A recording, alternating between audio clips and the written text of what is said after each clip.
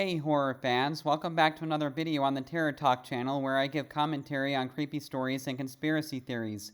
The music you hear I composed myself. If you're struggling financially like a lot of people are, check the pinned comment after watching. I have something that will help you out a lot. Now, let's get into it and have some fun. I've always been a rugged kind of guy. I've always loved the outdoors. And a vacation to me is a camping or fishing trip, not some extravagant excursion to some resort or something. My girlfriend of 6 months shares my love of nature. That's probably one of the main reasons we started dating, if I had to be honest. A couple weeks back, Tiki and I decided to do something a little different. We drove out to the desert to camp for a few days.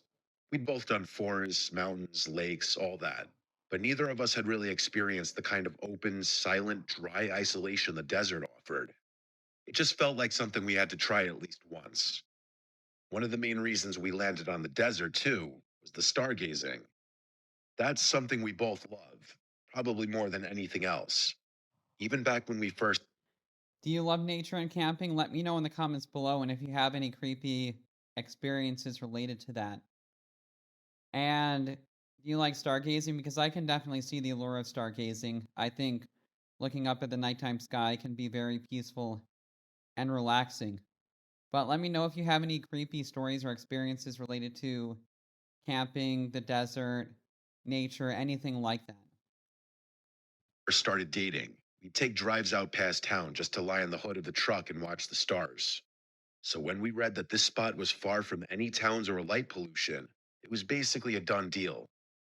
I found a place online that was supposedly remote but legal to camp on.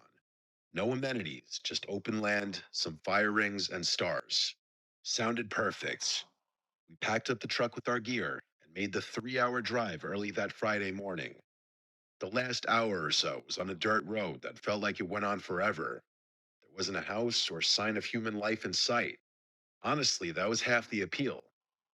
By the time we found the campsite, it was already late afternoon.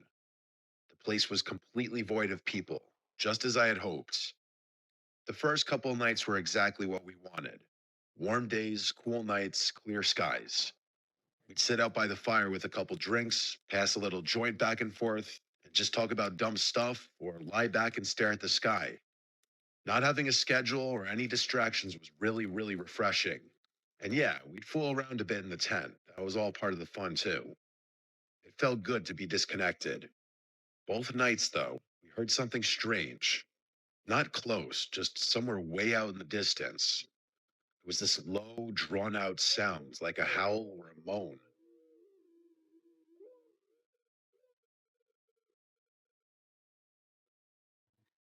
Yeah, that would be a bit spooky and unsettling, wouldn't it? Like, my initial instinct would be like, oh, I'm in danger. But if I heard something that was kind of off putting, it would be definitely creepy. And I actually do live in the desert. I live in Arizona, so I know what the desert is all about. And so I'm pretty used to the types of noises that you hear at night in the desert. But if I heard something like something that I didn't know necessarily, it would be definitely spooky.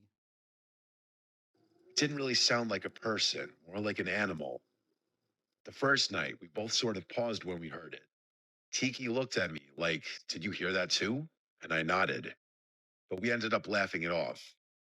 I said it was probably a coyote or a mountain lion or something, and she agreed. Same thing the second night, right around the same time, too. We chalked it up to being desert wildlife.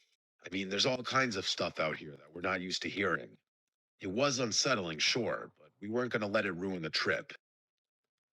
The third night, I woke up to the sound of footsteps outside the tent. It was soft at first, just a couple faint crunches, like someone walking slowly over dry dirt. I held my breath and listened. It wasn't an animal. It was too steady and slow. I didn't move.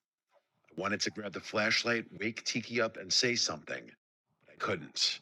I was frozen. My heart was pounding, and every muscle in my body felt locked up. The steps didn't go around the tent.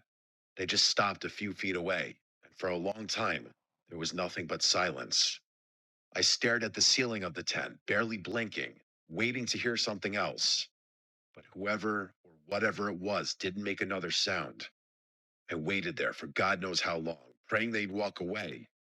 But then, out of nowhere, I heard a flick. That sharp, unmistakable sound of a lighter. A small orange glow appeared through the fabric of the tent. Now, this would be utterly terrifying to be woken up like that and have some creeper just kind of walking around your tent in the middle of the desert. And then who knows how long they were just waiting there for the next move. It could have been an hour for all we know, and that would be the longest hour ever. Wouldn't it? That would be like the longest hour of your life. And then a lighter flicking on, like there is nothing good about this situation. So this would be an utterly terrifying experience to find yourself in. Maybe waist height, a few feet off to the side. Whoever was out there held the flame steady for a few seconds, then started waving it around slowly. I didn't move. I just stared at it, trying not to make a sound. And then the flame got bigger, way bigger. It went from a flicker to a glow, like they'd lit something, a torch maybe. Then, without warning, the person dropped whatever they were holding. I heard it hit the dirt with a dull thump, and a second later, the side of the tent lit up. The heat came fast, way faster than I expected. And within seconds, the fire started spreading. That's what finally snapped me out of my haze. I woke Tiki up, and she immediately realized what was happening. We scrambled, no time to think. We started tossing our stuff out of the tent and onto the dirt.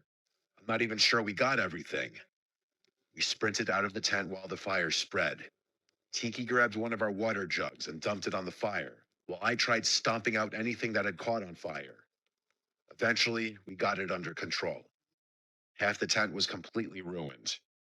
I grabbed the flashlight and started scanning the area around the tent, looking for the person who had just tried to kill us.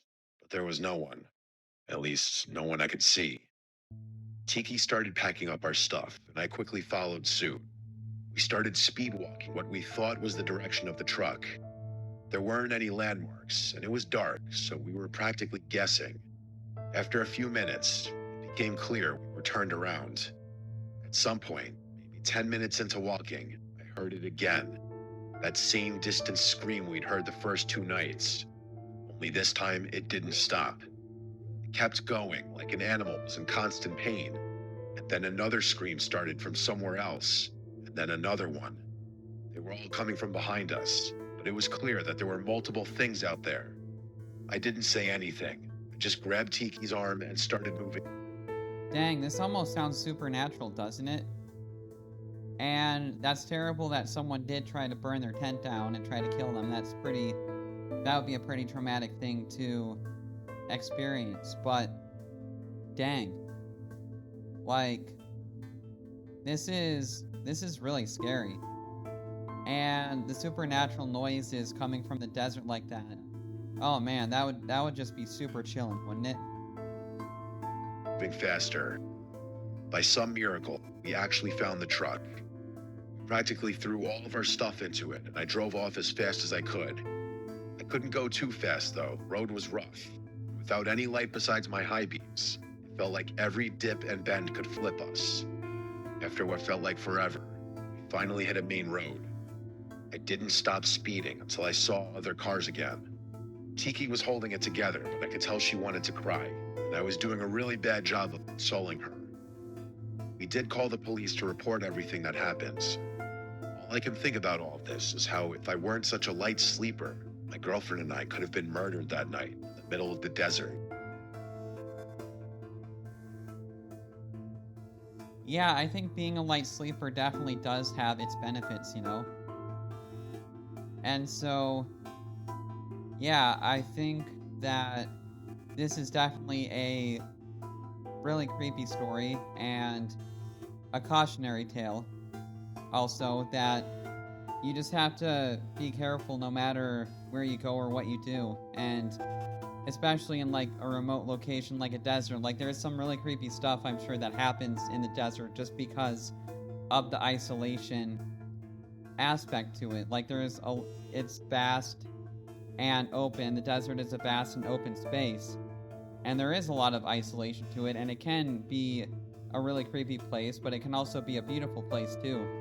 But at night especially, I'm sure there's a lot of creepy stuff that happens out there in the desert that we're not aware of, both people and supernatural things. But what do you think could have been making those sounds in the desert in this story? Do you think it was something supernatural or a regular animal sound? Because to me, this also has a supernatural element. But either way, super creepy and definitely a really cool story. And I hope you enjoyed my commentary and the music. And be sure to check out the money saving opportunity in the pinned comment below. And I will see you in the next video.